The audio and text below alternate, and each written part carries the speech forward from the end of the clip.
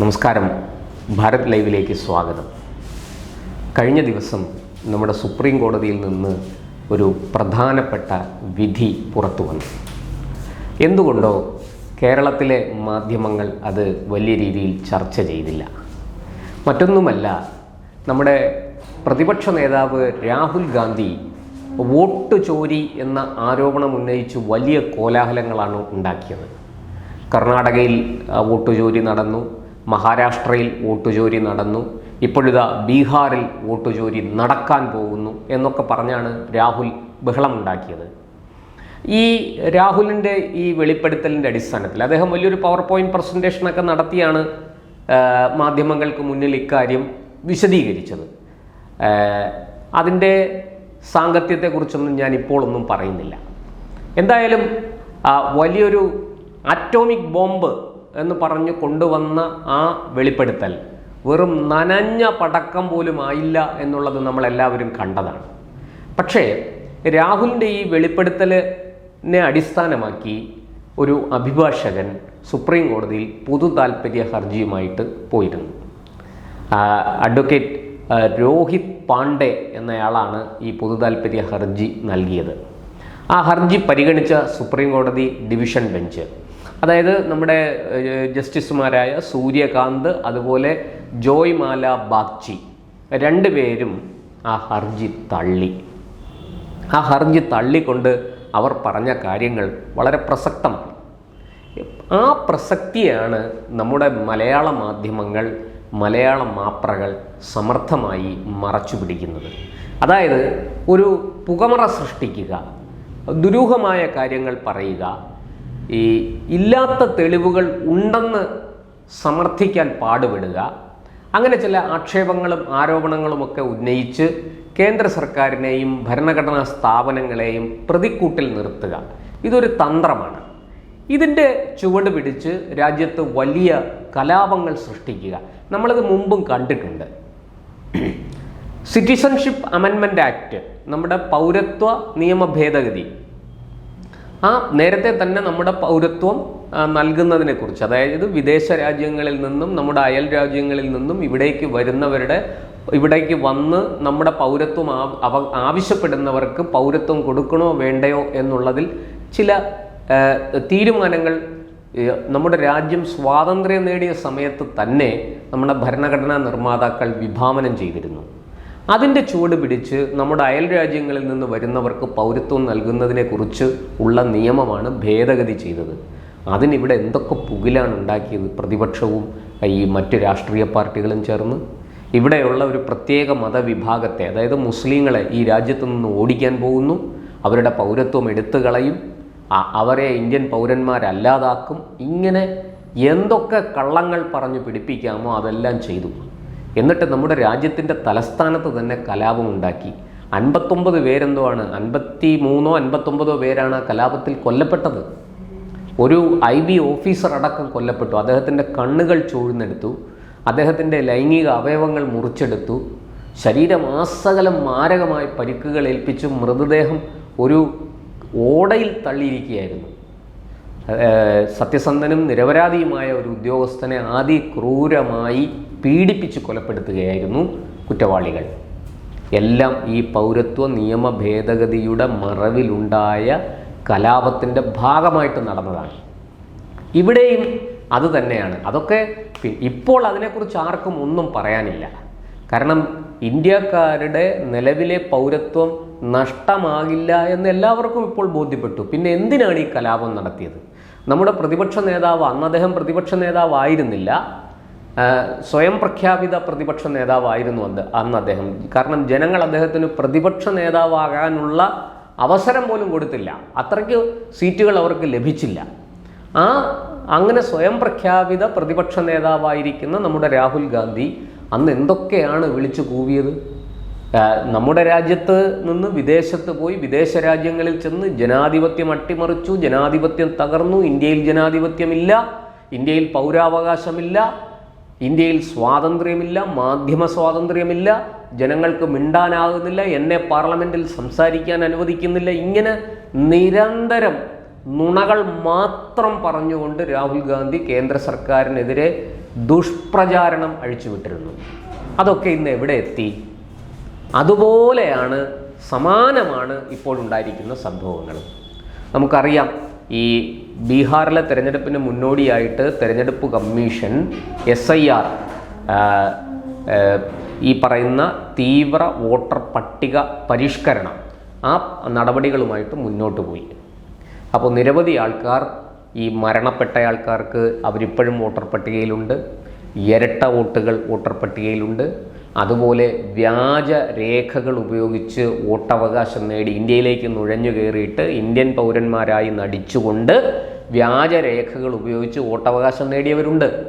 ഇതെല്ലാം കണ്ടെത്തി ഇത് നീക്കം ചെയ്യാൻ തെരഞ്ഞെടുപ്പ് കമ്മീഷൻ നടപടികൾ ആരംഭിച്ചു. ഇതിനെതിരെ രാഹുൽ ഗാന്ധി വലിയ കുപ്രചാരണവുമായിട്ടാണ് രംഗത്തെത്തിയത്. ഞാനതിനെ കുപ്രചാരണം എന്ന് തന്നെ പറയും. കാരണം ഇവിടെ വോട്ട് ചോരി നടക്കുന്നു. ഈ വ്യാജമായിട്ട് ആൾക്കാരെ ചേർത്ത് വ്യാപകമായിട്ട് വോട്ടുകൾ അട്ടിമറിക്കുന്നു, വോട്ടവകാശം അട്ടിമറിക്കുന്നു. ഇങ്ങനെയൊക്കെയാണ് രാഹുൽ ഗാന്ധി പറഞ്ഞത്. ഒരു വീട്ടിൽ തന്നെ 200-300 പേർക്ക് വോട്ട്, ഇതെങ്ങനെ സാധിക്കുന്നു? ഇതെല്ലാം പറഞ്ഞ രാഹുൽ ഗാന്ധി ആണ് ഈ വോട്ടർ പട്ടിക ശുദ്ധീകരിക്കാൻ തുടങ്ങിയപ്പോൾ അതിനെതിരെ രംഗത്ത് വന്നത്. നോക്കൂ, ഈ ഇരട്ടത്താപ്പ് വ്യക്തമല്ലേ? പകൽ പോലെ വ്യക്തമല്ലേ? അരിയാഹാരം കഴിക്കുന്ന ആർക്കും ഇത് മനസ്സിലാകില്ലേ ഈ രാഹുൽ ഗാന്ധി എന്താണ് ഈ ചെയ്തത് എന്ന്? ഒരു വശത്ത് അദ്ദേഹം വോട്ട് ചോരിയും വോട്ടർ പട്ടികയിലെ ക്രമക്കേടുമൊക്കെ ഉന്നയിക്കുന്നു, മറുവശത്ത് വോട്ടർ പട്ടിക ശുദ്ധീകരിക്കാൻ ശ്രമിക്കുമ്പോൾ അതിനെ എതിർക്കുന്നു. എന്തിനു വേണ്ടിയിട്ടാണ്? കാര്യം വളരെ വ്യക്തമാണ്. ബീഹാറിൽ വളരെ കൃത്യമായി ബംഗ്ലാദേശികളെയും റോഹിംഗ്യകളെയും നുഴഞ്ഞു കയറ്റി വ്യാജരേഖകൾ ഉപയോഗിച്ച് വോട്ടവകാശം നൽകിയിരുന്നു. അത് വളരെ കൃത്യമായിട്ട് തെരഞ്ഞെടുപ്പ് കമ്മീഷൻ പിടികൂടും എന്ന് മനസ്സിലായപ്പോഴാണ് വോട്ട് ചോരിയുമായിട്ട് കർണാടകയിലെ ഒരു മണ്ഡലത്തിൽ സംഭവിച്ച ഒരു കാര്യത്തെ ഉയർത്തി കാണിച്ചുകൊണ്ട്, ഏറ്റവും വലിയ തമാശ എന്താണെന്ന് പറഞ്ഞാൽ ആ മണ്ഡലത്തിൽ ഏറ്റവും കൂടുതൽ വോട്ട് നേടിയത് കോൺഗ്രസ്സാണ്. ഒരു നിയമസഭാ മണ്ഡലത്തിലെ വോട്ടിംഗ് പാറ്റേണെ വെച്ചുകൊണ്ട് ഈ വോട്ട് ചോരി എന്ന ആക്ഷേപം രാഹുൽ ഗാന്ധി ഉന്നയിക്കുമ്പോൾ ആ മണ്ഡലത്തിൽ ഏറ്റവും കൂടുതൽ വോട്ട് നേടിയതും വിജയിച്ചതും കോൺഗ്രസിൻ്റെ സ്ഥാനാർത്ഥിയാണ് എന്നുകൂടി നമ്മൾ മനസ്സിലാക്കണം. ഈ രാഹുൽ ഗാന്ധിയെ വെറുതെ അല്ല മാധ്യമങ്ങളും രാഷ്ട്രീയ നിരീക്ഷകരും എതിരാളികളുമൊക്കെ പപ്പു പപ്പു എന്ന് വിളിക്കുന്നത്. കാരണം ഇത്ര കണ്ട് ആലോചിക്കാതെ ഇങ്ങനെ എടുത്തു ചാടി വായിൽ തോന്നിയത് എന്തും വിളിച്ചു പറയുന്ന ഒരു പ്രതിപക്ഷ നേതാവ്. സത്യത്തിൽ അത് നമ്മുടെ രാജ്യത്തിന് അങ്ങനെ ഒരു പ്രതിപക്ഷ നേതാവ് ഭൂഷണമാണോ എന്നുള്ളത് ഇന്ത്യയിലെ രാഷ്ട്രീയ പാർട്ടികൾ ആലോചിക്കട്ടെ. കാര്യമാത്ര പ്രസക്തമായി നമ്മുടെ സർക്കാരിനെ വിമർശിക്കാനും തിരുത്താനും, തെറ്റുകൾ ചൂണ്ടിക്കാണിച്ച് തിരുത്താനും ഒക്കെ അവകാശമുള്ള, അധികാരമുള്ള ഒരു പദവിയാണ് പ്രതിപക്ഷ നേതാവ് എന്നുള്ളത്. നമ്മുടെ രാജ്യത്തെ നിയമങ്ങൾ നിർമ്മിക്കുമ്പോൾ അതിലെ പഴുതടച്ച്, അതിലെ തെറ്റുകുറ്റങ്ങളെല്ലാം പരിപൂർണമായി നീക്കിക്കൊണ്ട് ഏറ്റവും സുശക്തമായ നമ്മുടെ പൗരാവകാശം പരിപൂർണമായി സംരക്ഷിക്കുന്ന വിധത്തിൽ നമ്മുടെ പൗരന്മാരുടെ ജീവിതം സുഗമമാക്കുന്നതിന് വേണ്ടി ഒക്കെ ആണ് നിയമനിർമ്മാണം നടക്കേണ്ടത്. അങ്ങനെ നിയമനിർമ്മാണ സഭയിൽ തങ്ങളുടേതായ പങ്ക് നിർവഹിച്ച് കൃത്യമായി അതിലൊക്കെ ഇടപെട്ട് ഏറ്റവും കറയറ്റ, പഴുതടച്ച നിയമങ്ങൾ നിർമ്മിക്കാൻ സഹായിക്കേണ്ട, അല്ലെങ്കിൽ അതിന് ഉത്തരവാദപ്പെട്ട ഒരു പദവിയാണ് പ്രതിപക്ഷത്തിൻ്റേത്. അതിനെയാണ് രാഹുൽ ഗാന്ധി ഇങ്ങനെ കളഞ്ഞു കുളിച്ചിരിക്കുന്നത്. ഒരു പരിഹാസപാത്രമായി നമ്മുടെ രാജ്യത്തെ പ്രതിപക്ഷ നേതാവ് എന്ന സ്ഥാനത്തെ അദ്ദേഹം അങ്ങേയറ്റം താഴ്ത്തിക്കെട്ടിയിരിക്കുന്നു എന്ന് പറയാതിരിക്കാൻ കഴിയില്ല. ഇപ്പോൾ ഇതിൻ്റെയൊക്കെ ചുവട് പിടിച്ച് ഇപ്പോൾ ഈ വന്നിരിക്കുന്ന സുപ്രീം കോടതി വിധി വളരെ വ്യക്തമാണ്. സുപ്രീം കോടതി ഈ പൊതുതാൽപര്യ ഹർജി പരിഗണിച്ചിട്ട് ഹർജിക്കാരനോട് പറഞ്ഞിരിക്കുന്നത്, നിങ്ങൾക്ക് പരാതിയുണ്ടെങ്കിൽ തിരഞ്ഞെടുപ്പ് കമ്മീഷനെ സമീപിക്കൂ. അയാളുടെ മറുപടി, തിരഞ്ഞെടുപ്പ് കമ്മീഷൻ ഇത് സ്വീകരിക്കുന്നില്ല. എന്തുകൊണ്ട് സ്വീകരിക്കുന്നില്ല? ഔദ്യോഗികമായി തിരഞ്ഞെടുപ്പ് കമ്മീഷന് പരാതിപ്പെടേണ്ട രീതിയുണ്ട്. പരാതി ഉന്നയിക്കുന്നയാൾ സത്യവാങ്മൂലം നൽകണം. വോട്ടർ പട്ടികയിൽ ക്രമക്കേടുണ്ടായിരിക്കുന്നു, കള്ളവോട്ട് നടന്നിരിക്കുന്നു. അതിനാൽ, കാരണം കോടിക്കണക്കിന് രൂപ ചെലവഴിച്ചാണ് ഒരു മണ്ഡലത്തിൽ തിരഞ്ഞെടുപ്പ് നടത്തുന്നത്. അവിടെ ഈ വെറുതെ വന്ന് എന്തെങ്കിലും ഉണ്ടയില്ല വെടി പൊട്ടിച്ചിട്ട് കാര്യമില്ല. അതിനെ ആരും അനുകൂലിക്കില്ല. അപ്പോൾ തെരഞ്ഞെടുപ്പ് കമ്മീഷന് പരാതി കൊടുക്കുമ്പോൾ ചില മാനദണ്ഡങ്ങൾ നമ്മുടെ ഭരണഘടനാ നിർമ്മാതാക്കൾ തന്നെ ഉണ്ടാക്കി വെച്ചു. കാരണം അതൊരു ഭരണഘടനാ സ്ഥാപനമാണ്. ഇപ്പോൾ കോടതിക്കെതിരെ നമുക്കൊരു പരാതിയുണ്ട്, ജഡ്ജിക്കെതിരെ നമുക്ക് പരാതി കൊടുക്കണമെങ്കിൽ അതിന് വെറുതെ ചുമ്മാ പോയി ജഡ്ജിക്കെതിരെ പരാതി കൊടുക്കാൻ സാധിക്കില്ല. കാരണം കോടതികൾ നമ്മളെ സംബന്ധിച്ചിടത്തോളം ദൈവത്തിൻ്റെ പ്രത്യക്ഷ രൂപമായിട്ടാണ് ഭാരതീയൻ കാണുന്നത്. അവിടെ ചെന്ന് വെറുതെ കോടതിക്കെതിരെ ചുമ്മാ ഒരു പോലീസ് സ്റ്റേഷനിൽ പോയി ഏതെങ്കിലും വ്യാജ പരാതി കൊടുക്കുന്നത് പോലെ കോടതിക്കെതിരെ ഒന്നും നമുക്ക് പറയാൻ സാധിക്കില്ല. അതിൻ്റേതായ മാനദണ്ഡങ്ങളുണ്ട്. നമുക്കറിയാം നമ്മുടെ നാട്ടിൽ പലപ്പോഴും ജഡ്ജിമാർക്കെതിരെ പല പരാതികളും ഉയർന്നിട്ടുണ്ട്. അതിനൊക്കെ മാനദണ്ഡങ്ങളുണ്ട്. അത് പാലിച്ചു വേണം പരാതി കൊടുക്കാൻ. അതുപോലൊരു ഭരണഘടനാ സ്ഥാപനമാണ് നമ്മുടെ തെരഞ്ഞെടുപ്പ് കമ്മീഷൻ. ആ തെരഞ്ഞെടുപ്പ് കമ്മീഷനെതിരെ വെറുതെ ചുമ്മാ എന്തെങ്കിലും വിളിച്ചു പോകാൻ പറ്റില്ല. അത് രാഹുൽ ഗാന്ധിയുടെ പാർട്ടിക്കുള്ളിലും അദ്ദേഹത്തിൻ്റെ അധികാര പരിധിക്കുള്ളിലും മാത്രം നടത്തിയാൽ മതി.